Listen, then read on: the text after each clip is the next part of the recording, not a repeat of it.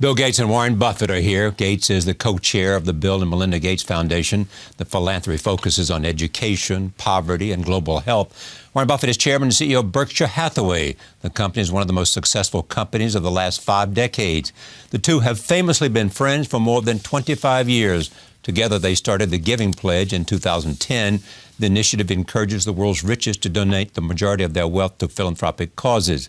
Buffett pledged the bulk of his wealth to the Gates Foundation in 2006 and has since given more than $24 billion to charities. I am pleased to have both of them back at this table. Welcome. And I have to say, in the interest of full disclosure, we just did something like this at Columbia University with 1,000 students.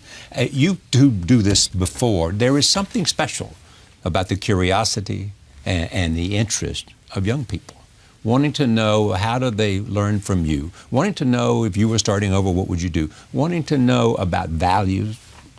You do a lot of this. Well, about the friendship, we met on July 5th, 1991, and hit it off immediately. Bill was a little reluctant at first, but he got there. And reluctant to come. Yeah, definitely. No, I mean, if it wasn't for his mother, we probably wouldn't know each other. And we've had a good time ever since. And we've cooperated on, particularly on the Giving Pledge, but other things as well. And I have to say, everything about it's turned out well. He sits on your board. He sits on the Berkshire board, and we have a lot of fun talking about a lot of things. But the big thing that really came out of one of those discussions really was the Giving Pledge. That's worked out so much better than I ever anticipated, Charlie. I mean, I thought if we got 30, 40 people, you know. And how many have you? I think we're 156 or something like that. And the people, and now we've gone beyond the borders of the United States, which I didn't feel would originally happen. And people are learning more, our members, about effective philanthropy. They're learning about things that didn't work. They're learning about how people handle within their families, wealthy families. And it's worked out so much better than I would have guessed 6 years ago or 7 years ago. Both of you have made the point that there are a lot, because of success in technology, there are a lot of people with a lot of money who are much younger. Yeah, it's a great thing that these companies are doing so well. And as a group, I'd say it's a particularly philanthropic group.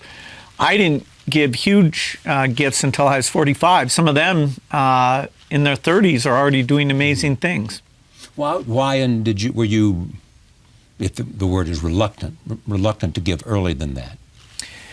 I hadn't taken the time to understand where the huge payoffs were. And I was pretty maniacal about Microsoft. And only in my late 30s, with some encouragement from my wife, Melinda, did I start to study it, talk with her about it. We knew we would do it by the time I was 60, but as we were doing that learning, we decided we should accelerate it. And we found a lot of ways that we thought we could have high impact. And the principal sort of mission call was that all lives are equal. That's right. And a lot of that outside the United States has gone to save lives and have kids grow up to be healthy. How did you decide that you'd rather give your money to the Gates Foundation than create some foundation of your own and go out and find people to run it and do whatever you wanted to do? Well, my first wife, Susie, and I actually started a foundation over 50 years ago. And we'd talked about it since we were in our 20s. And I always thought I'd be rich. She didn't think I would be. And I said to her, if I compound money at the rate I hope to compound money, there will be really large sums later on, and you're good at giving it away, I'm good at making it, so I'll make it first and you give it away. And she thought that was sort of half a cop-out and half logical.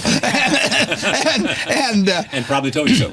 Yeah, absolutely. And so we did something, like I say, it started over 50 years ago, but I really thought that there would be large sums later on, and that she was particularly good at empathizing with people, understanding their needs, putting the personal energy into it, everything. She would be better at giving away money than I would be. And she died in 2004, as you know. So then I had to rethink what I was going to do. And so in 2006, I decided that essentially 5 foundations, the Bill and Melinda Gates Foundation being the largest, and I looking for people that had similar goals with philanthropy than what I had. And the idea that every life is of equal value is just fundamental to me. Whether you're lucky, you can be lucky. And you knew Bill would run it well. Oh, of course he was. I mean, he had his own money up, which is a big deal. But far more than that. I mean, you had two much younger people, very bright, very hardworking. They work much harder at this than most people do in this country in their jobs, and they were on the same track I was on. It proven quantity. I mean, everything about it made sense, and it's continued to make sense 10 years later. Bill talked about Melinda's influence. You have said to me about Susie, your late wife, I was a mess until I met Susie. I think that's understating it. Yeah, no, she changed my life. I mean, there's no question about that. How did she change your life? Well, I was a very lopsided, not well-adjusted person who happened to be very good at one thing, and she put me together. I mean, and it wasn't overnight either. I mean, but she just had that little sprinkling can, and finally she saw a few sprouts come up. Was it a coming together of opposites, or? No, I wouldn't say that. We had very similar values. We were in sync. Yeah. Big in a very big way,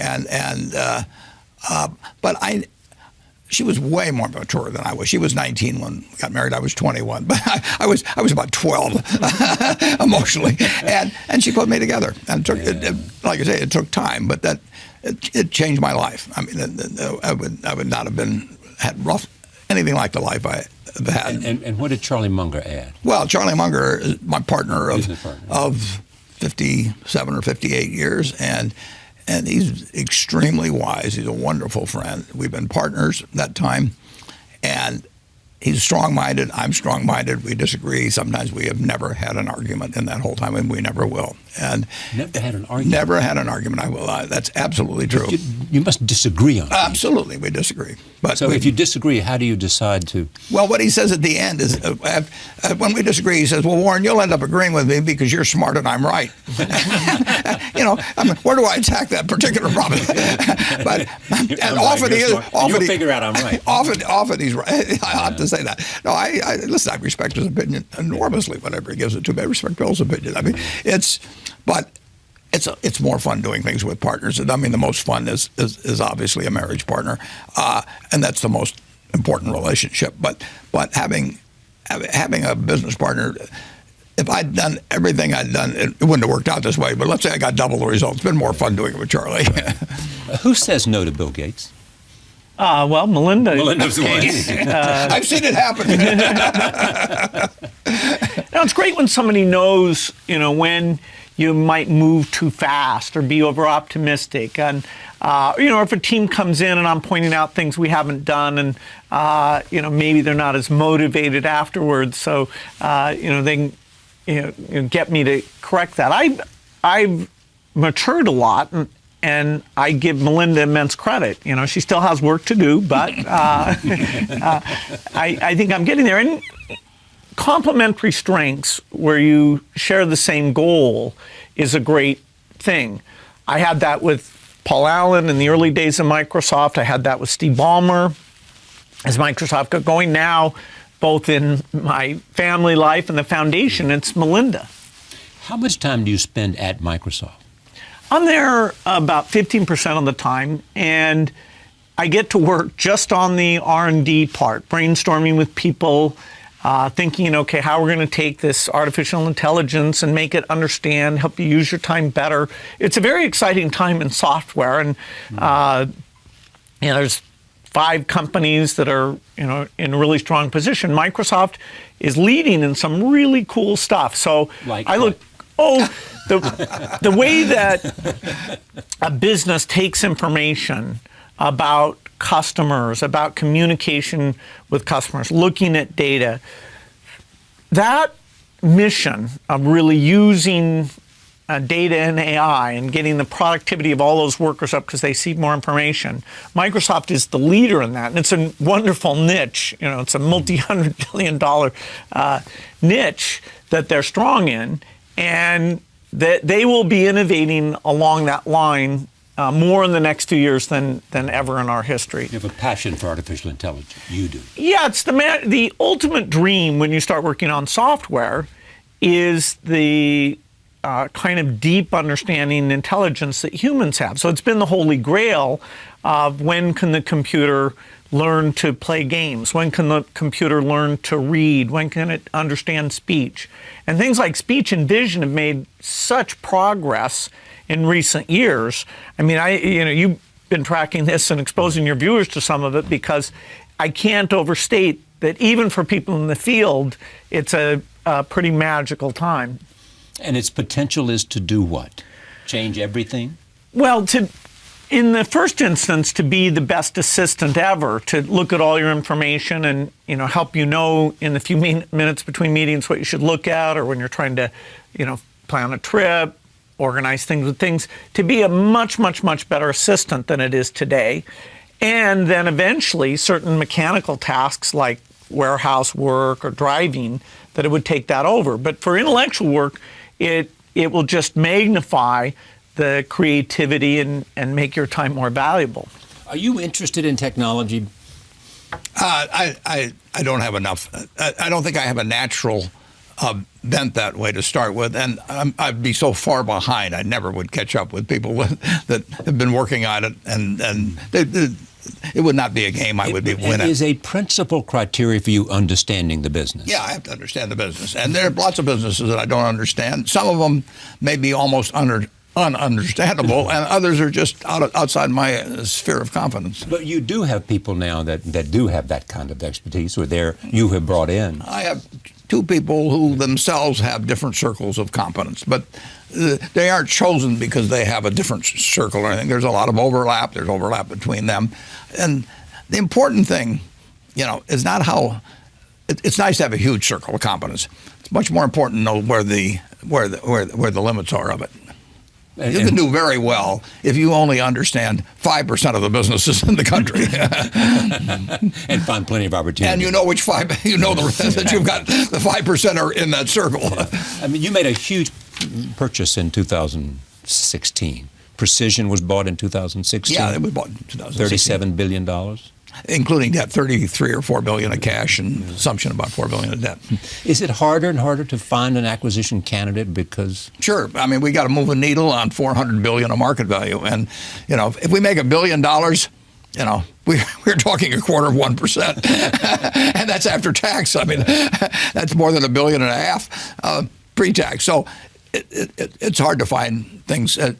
I would do better percentage-wise if I was working with a much smaller amount of capital. How do you find them? It's interesting. I'll get a call. I'll be sitting thinking, and I mean different things. In terms of buying private businesses, it's because I get a call from a private seller. But occasionally, I just decide to act, and we never do anything unfriendly. But in terms of buying whole businesses, but I mean, are there people who know you and are close to you on the lookout for you, or not much? It's unlikely that. Yeah. No, well, Charlie, we've net bought $12 billion of common stocks since the election. Now it's in my mind which ones I pick. Now, the guys that work with me, the two fellows, they probably bought a little bit or sold a little bit too. But those are ideas that I've either come at it from a different slant in some way or whatever it may be. Is airlines one of those? Well, it was showing. I won't tell you anything. We're selling out. It was showing on September 30th that we own some airlines, some stocks. And so, why did you do that? Well, that I won't get into. But it was. It was in large part my decision. The old joke is, as you know, absolutely. How do you become a millionaire? Start as a billionaire and buy an airline. There's no question that it's been a graveyard for a lot of money. Yeah. But transportation has been something. Yeah, but they're not related. The railroads and the airlines are not related at all. They're different kinds of businesses. You can't move the track. You can move planes around them, and you can't go into. I mean, airlines attract people just by there's a certain romance to it, like Hollywood does or something, and so you can actually go into the business. And more than 100 airlines have gone broke, in the last 20 or 25 years or something like that. So it's a different sort of business. How has knowing Bill changed or influenced or enhanced your sense of of the way the world works? Well, I learned from him. I like to learn from all friends, and Bill happens to be a particularly good source. but that's the fun of having friends, Charlie. Yeah. I don't think I would. It'd be hard for me to be a friend with anyone that I don't learn something from. And they'd probably get kind of bored with me, and I get bored with them. Yeah. Who's that guy talking about stocks? And Bill, what have you learned from him, being associated with him? Well, and sitting on his board immense amount. He wrote an article for Fortune magazine that I read before I met him about that it's not necessarily a good idea to leave large sums to your children. So that was pretty fundamental, and I remember reading that, and I was convinced that was right, and it meant, wow, now you have to think of how to give it away. I also remember Warren showing me his calendar, and I love this. I had every minute packed, and I thought that was the only way you could do things, and the fact that he is so careful about his Can I time. show this to the audience? Yeah. He has days that there's nothing on it. Absolutely. Yeah, I'm trying to show. Some of the best ones. And well, this is October. it's very high tech. Be careful. No, you might not understand. I'm going to hold. I'm not going to show the thing. But this is the week of April, of which there are only 3 entries for a week. Yeah, there'll be 4 maybe by April. File tax. So that taught you what? Not to crowd yourself too much and give yourself time to read and think and... Right, that you control your time, and that sitting and thinking may be a much higher priority than a normal CEO who, there's all this demand and you feel like you need to go and see all these people. It's not a proxy of your seriousness that you filled every minute in your schedule. And people are going to want your time. Yeah, and it's the only thing you can't buy. I mean, I can buy anything I want, basically, but I can't buy time. And so to have time is the most precious thing you can have. I better be careful with it. Yeah. There's no way I will be able to buy more time. And living in Omaha makes that easier. That makes it a lot easier. I for 50, whatever it is. 50, well, then for 54 years, I've spent 5 minutes going each way. Now, just imagine that was a half an hour each way. I know the words to a lot more songs, and that's about it. It adds up, doesn't it? Yeah, it really adds up. Add up. No, if you're talking an hour a day difference coming and going, and that's 2.5% of the person's work week. That means 40 years. You're talking about a year. Do you agree politically? On almost everything. A general sense that you've got to keep the economy turning up greater output, and that you have to allocate it in a fair way. Yeah, that basic framework we see very much the same. Do both of you believe we can achieve a 4% growth rate? That's pretty high. High, yeah. But we just, like 2016, I think the last quarter was like 1.6 or something. Charlie, a 2% growth rate, if we have a little less than 1% population growth, which we probably will, in one generation, 25 years now, people have kids a little later, will add 19,000 per capita, family of 4, 76,000 to real GDP. So there will be family of 4 on average, there would be 76,000 more stuff per family of 4 in one generation. I mean, we are going to have more, and the goose is going to keep laying more golden eggs. I mean, and we've got a wonderful system. Well, but there are certain things that could get in the way of that. 2%? I think we'll do 2%. Well, you'll do 2%. Yeah, and 2% will produce miracles. Yeah, but 3% is probably possible, isn't it? It could be, but that would be fabulous. Right. But 2% will produce 19,000 per capita. That's greater than exists in a whole lot of countries. That will be added. The question is what we do with it. How do you see the future of China? Well, they've done a great job on some things. They're not a democracy, and so it hangs in the balance how their political system will evolve. But in terms of raising incomes, getting rid of poverty, improving health, it's an unbelievable miracle that their embrace in their own special way of the market, since really just 1990, they've done very well. And so they're the second biggest economy in the world. They're serious about trade. They're serious about clean energy. they are super important. The most important relationship in the world is the U.S.-China relationship. Clearly. Because they're the two biggest economic powers in the world. Right, and they're rising. And they'll continue to be. And we're strong, and we're going to stay very strong. Yeah. What could make us not stay strong? There's a lot of strength that we've built up over decades. The way we do research, our universities, the way that people take risk, and that's why our technology companies are still so strong. Our biotech companies are still so strong. So the education system is one that we need to go back and look at, and that is one huge source of inequity. Because if you get a great education, actually, the outcomes are pretty good. Different. Yeah, but mobility. Your experience has told you that's much harder than even you imagined. Improving the U.S. education system, yes. The dropout rate has gone down a bit, so that's great. But the overall reading scores, math scores, and the inequality hasn't budged much in the last 10 years. And one of the goals of our foundation is to, working with partners, change that. And so far, it's proven to be one of the tougher ones, but we still believe that it's super important, and there are promising, if we look at individual schools, we see great things. So we still believe it's achievable. All the talk about immigration, I want to talk about it a little bit, but all the talk about immigration, are we still looking at a situation where some of the best and brightest from overseas come here, get an education, and then go back to India or China or wherever it is, rather than staying here? Well, a lot do stay. And the most important import the U.S. has ever had, by far, is human talent. It's been to our benefit that a lot of the hardest working, best and brightest from almost every country in the world have wanted to come to the U.S. And so if you look at university departments or doctors, engineers, people starting up companies, building jobs, it's been a huge strength of ours.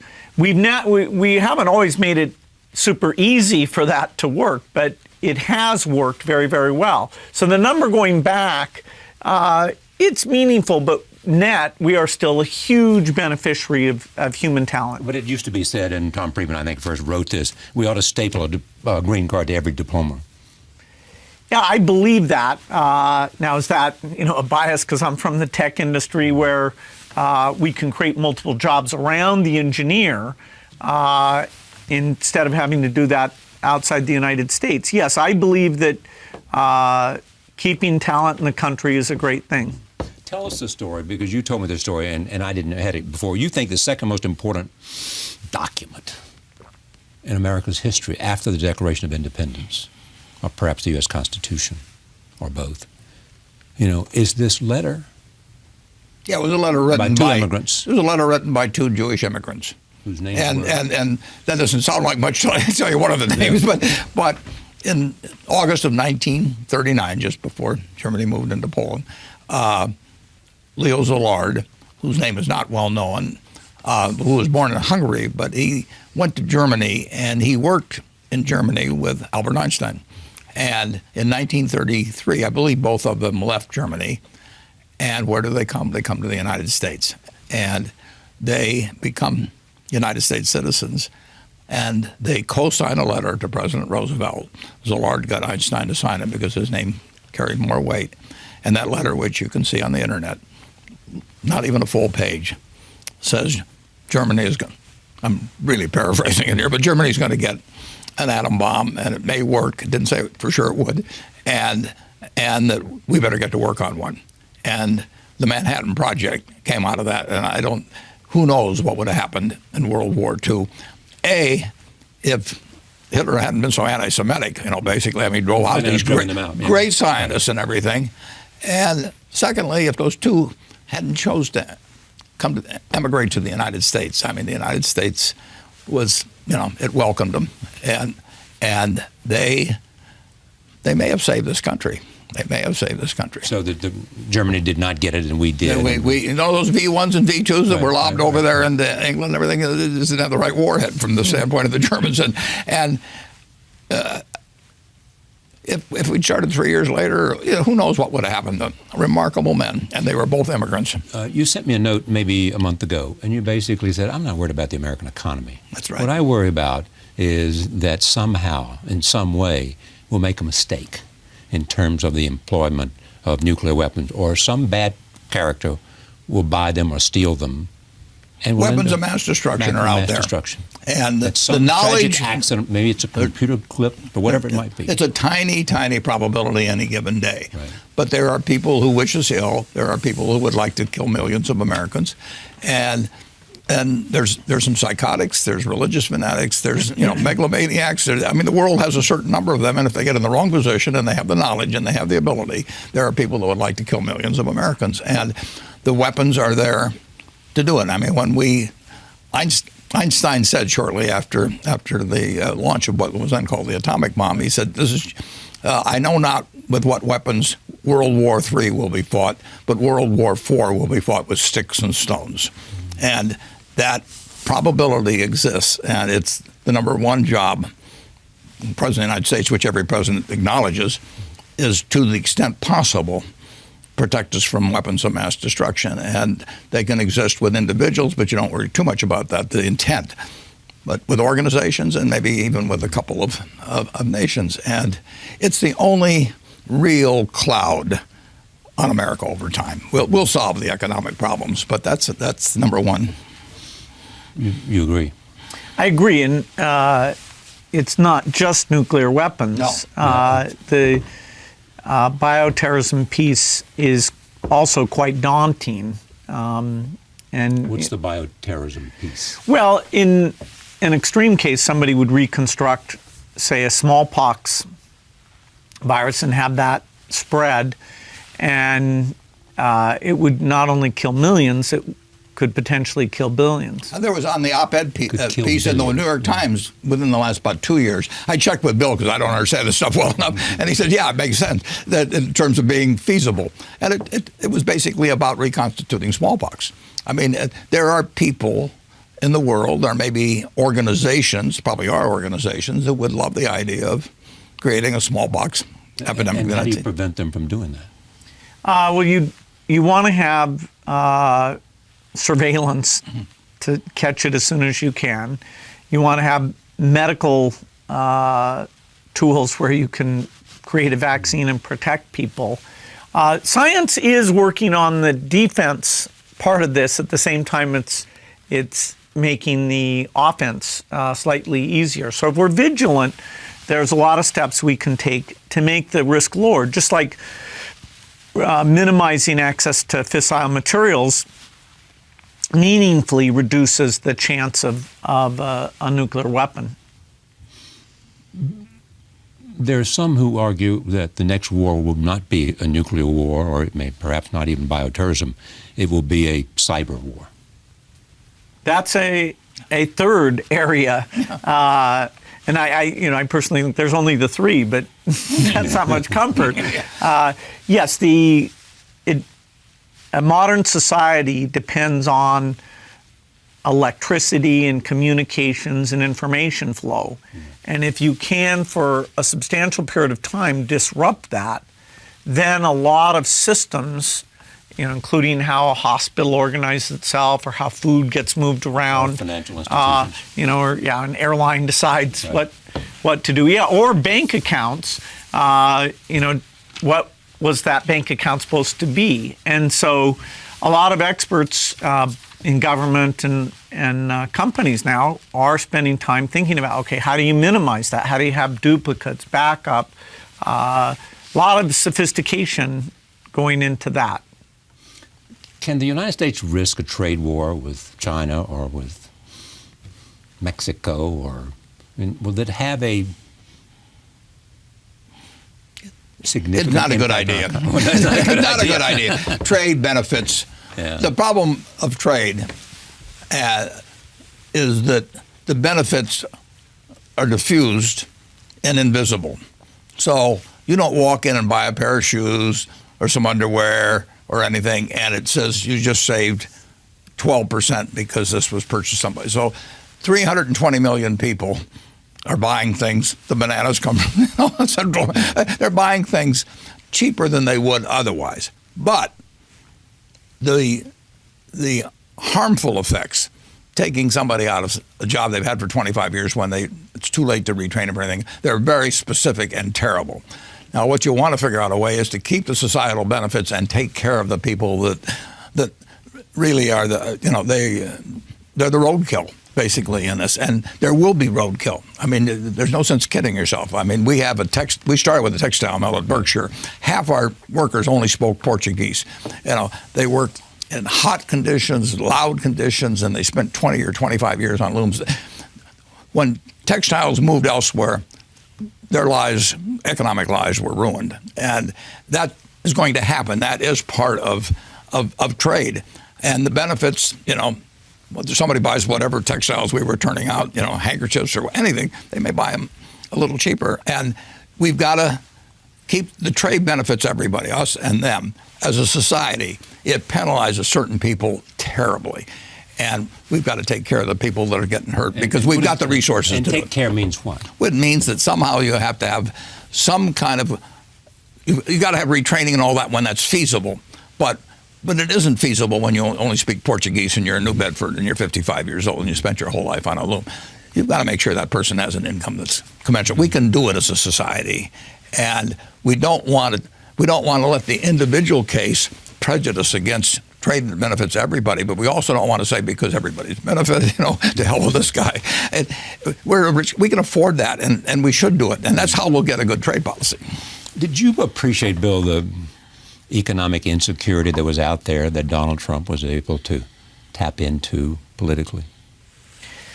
No, I'm not an expert on political sentiment, so I was no better at seeing those trends than other people. Or with Brexit and Britain. Again, I was surprised by the Brexit vote. Yeah.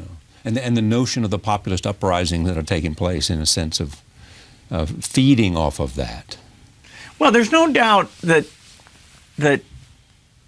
younger people and urban people, in terms of their social mores and being seen to benefit relatively more from the new technology and things that are out there, there is somewhat of a divide there. The fact that that would lead to these political results is a bit of a wake-up call to say, okay, what is, in terms of economic and social issues, or can we, by improving medicine, improving the education system, can we take what the negative views are there and engage in uplift their views of the future?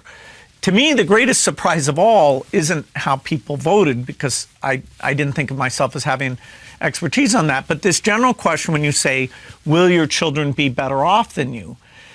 I believe their children will be better off, but the fact they don't feel that way, that the improvements in health and the new products that will be available to them, and what technology enables them to do and all of that. Right. That is a concern, because if people don't see the arrow of time pointing towards greater things, the idea of doubling down on more research and taking the best education and getting that spread around, it creates a sense of malaise where you don't have the guidance to, hey, some things are working, let's do more of those things. Yeah. But the question I ask also is, could America lose? I mean, if you look at today, we have the best military, we have the best economy, we have the best universities, we have the best talent, and we have the best spirit of innovation and creativity.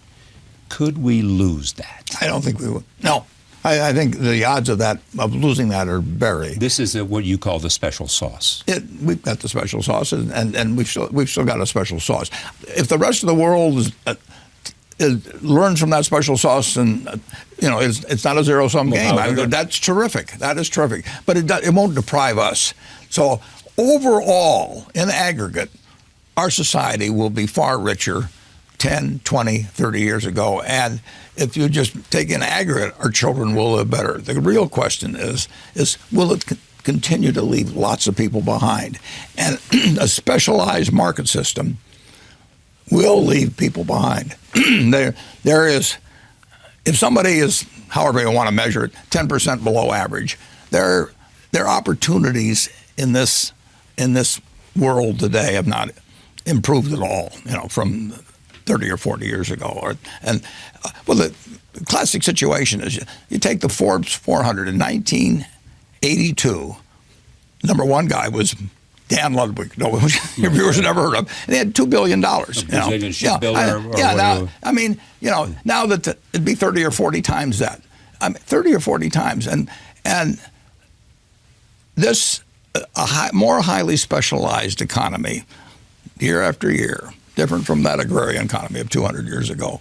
It's going to be more and more people at the very top winning big time, and it really won't do, absent certain types of programs, it won't do much for the person that really doesn't have any special skills for the market. The average person, or slightly below average person in terms of particularly market talents, is not going to do very well unless we have policies to make sure that they participate in some way. And the guys at the top are going to keep doing better. Pardon me? Policies from government. It has to be government. Government is always, the market system is this traffic cop. It directs resources, it directs brains, and it does a great job of it. But if it also directs all the winnings, it will continually favor more people at the top. Government's always government came in with Social Security, and government, redirects the winnings, so it isn't totally the market system that delivers the winnings. But I don't want to kill the market system in terms of producing at all. We want more and more stuff, but there will be more and more people falling further relatively behind, and that's not a good result. We can afford it. We can do better. And somebody, I'm sure you saw this. There was a report, I think, last week, and suggested they took 8 billionaires and basically said they have more wealth than the bottom half of the population in the world. Yeah. And 50% of the people in the world. Well, and in this country, if you took the Forbes 400, they had $93 billion in 1982, and they have $2.4 trillion now. 25 times as much, not exactly the same people, but you take the 400, 25 times as much as 35 years ago. And believe me, that does not strike somebody that's working 40 hours a week and trying to support a couple kids on it and finding, and that their income has remained the same or is less, or they just aren't participating. Or they're threatened by forces they can't comprehend. They can't.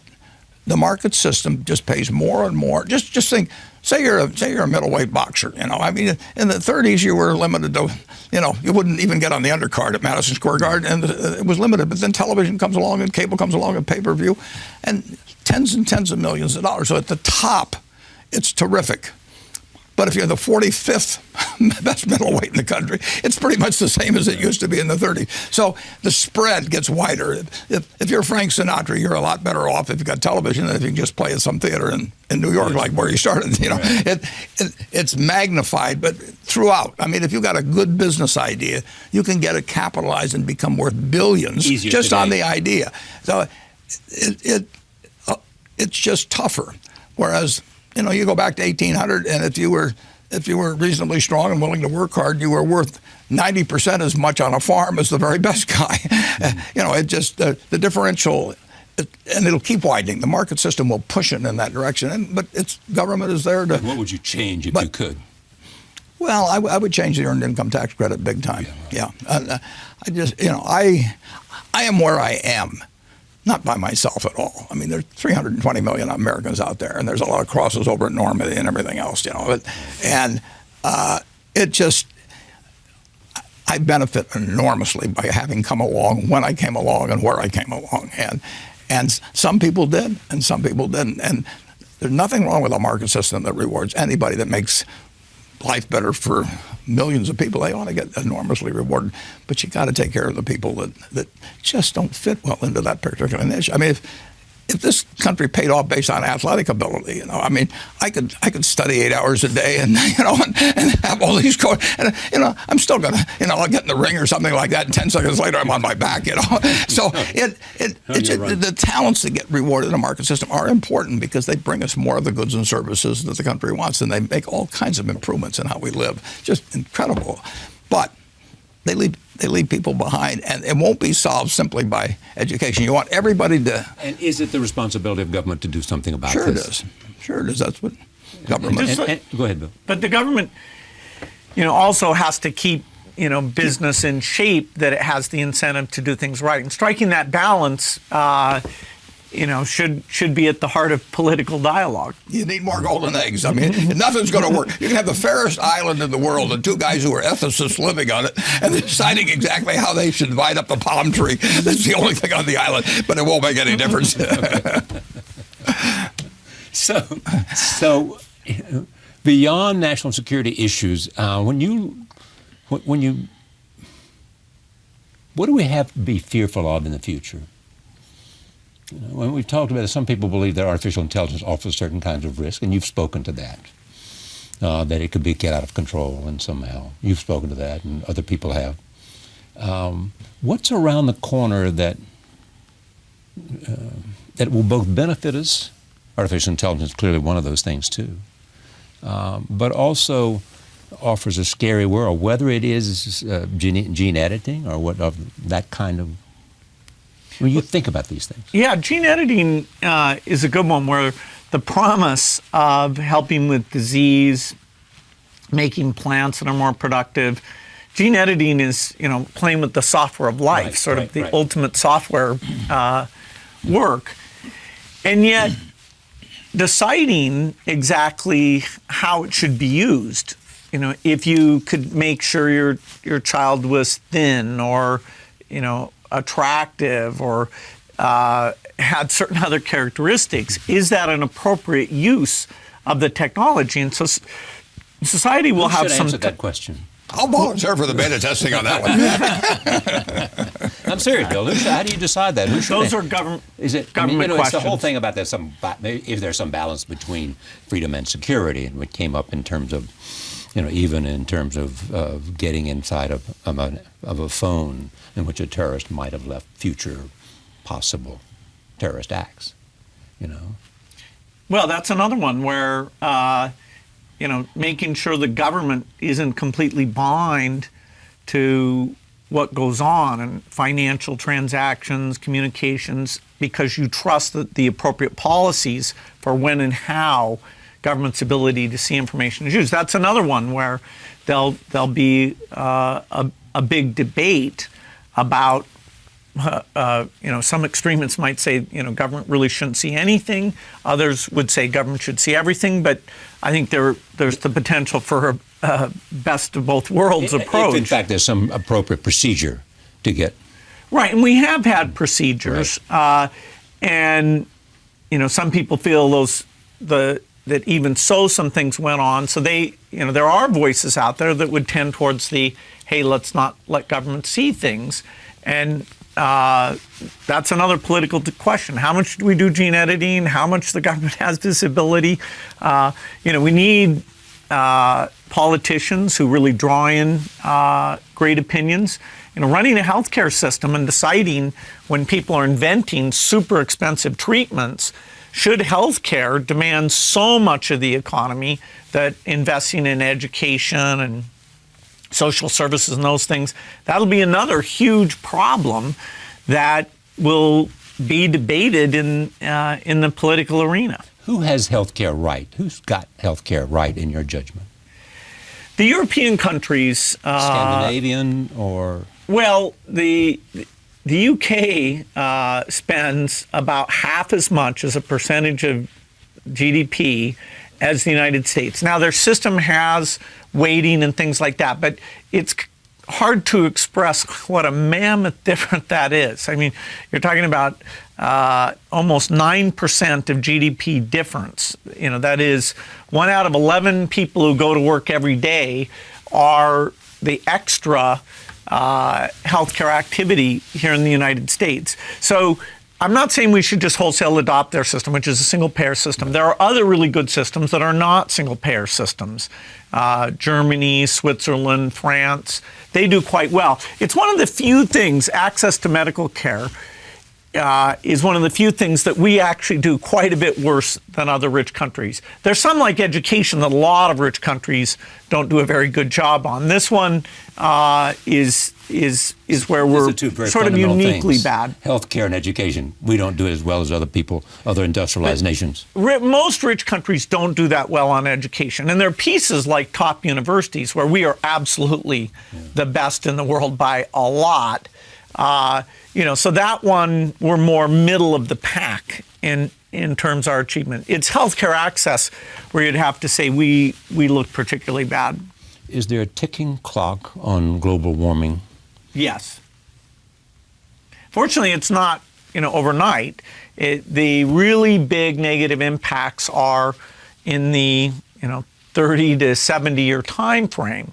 Although it has already increased the chance of drought and storms, and we're seeing that. You can see a direct causation there.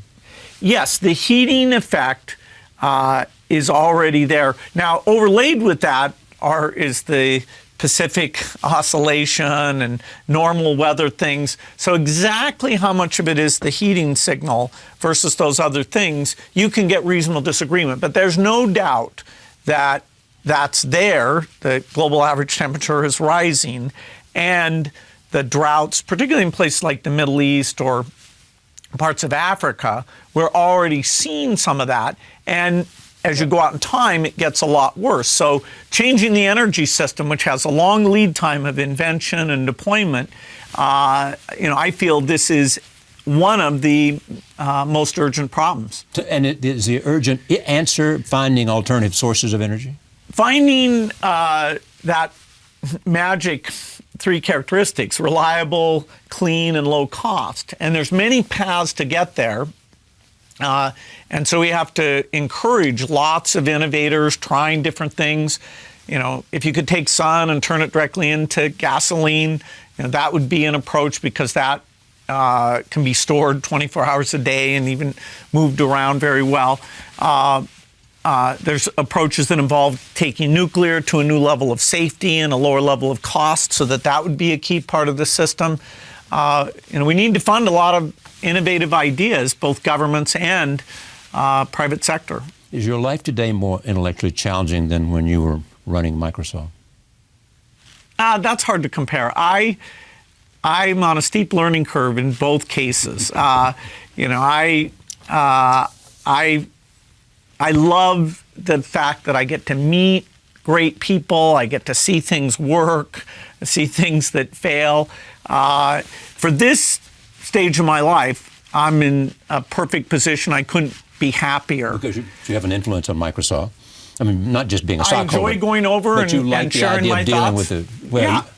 And they, I get to keep up to date a little bit because of that. And we're using some of those digital enablement things, like to get cheap financial services to poor people all over the world, or to look at medical data.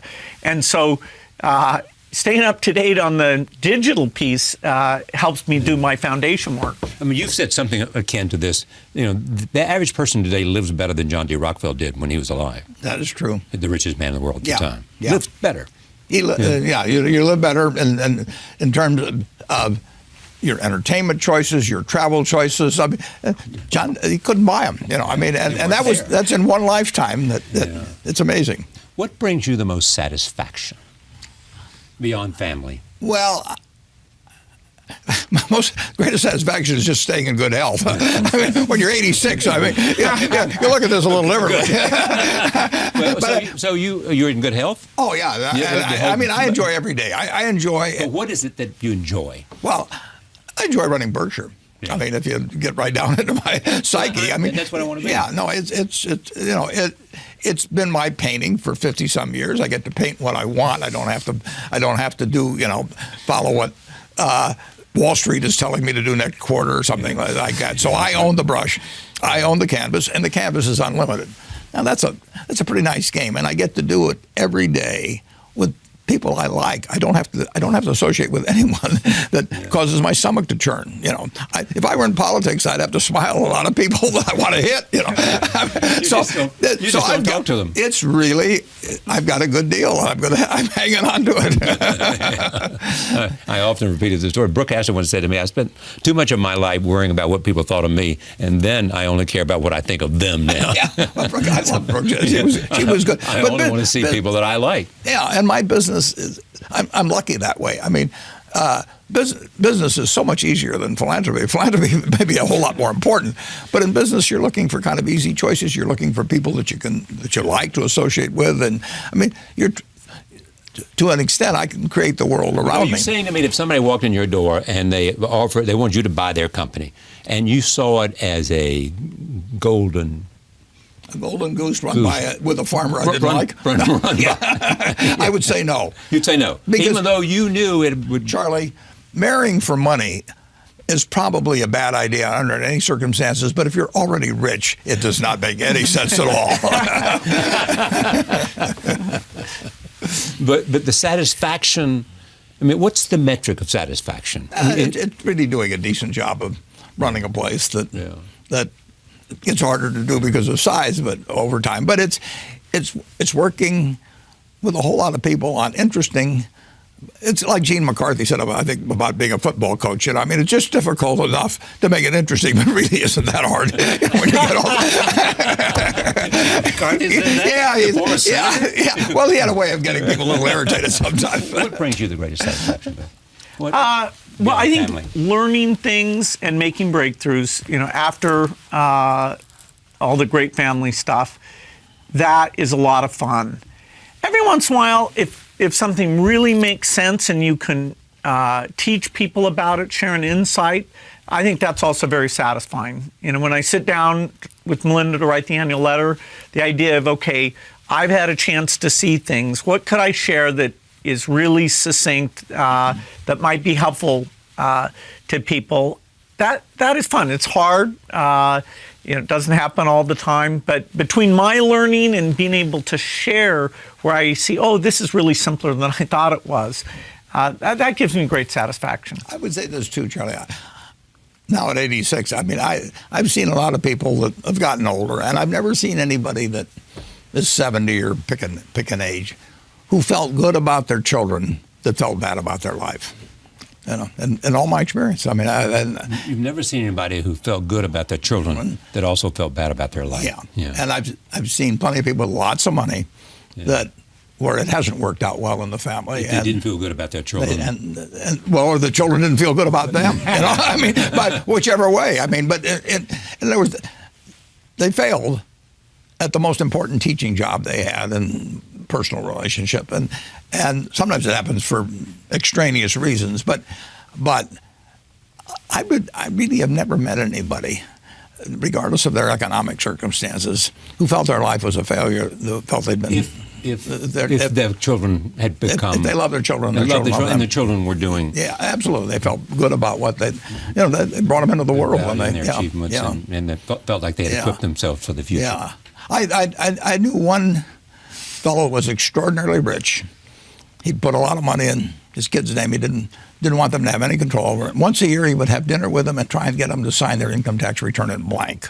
Now, just imagine that, you know, with, in this case, 4 kids, none of them, he wanted to have enough confidence in them or to have, it's just crazy. I mean, he would woo them during this dinner and they knew exactly what was going on, and once a year, and then he'd bribe them sort of to sign their income tax return in blank so he could file and they wouldn't know what they had. I mean, that when you have adults, I've seen just time after time when people have been successes. I've seen plenty of the other too, but successes at business, a failure, and I don't think they feel that good about life. Thank you for coming. Thank Great you. to see you. Bill, thank you very much. Bill Gates and Warren Buffett for the hour. Thank you for joining us. I should mention on HBO on January 30th, there is a film called Becoming Warren Buffett, in which you will see a remarkable sense of the evolution of a human being and surrounded by family, but also the lessons and the experiences that 86 years have given him. See you next time.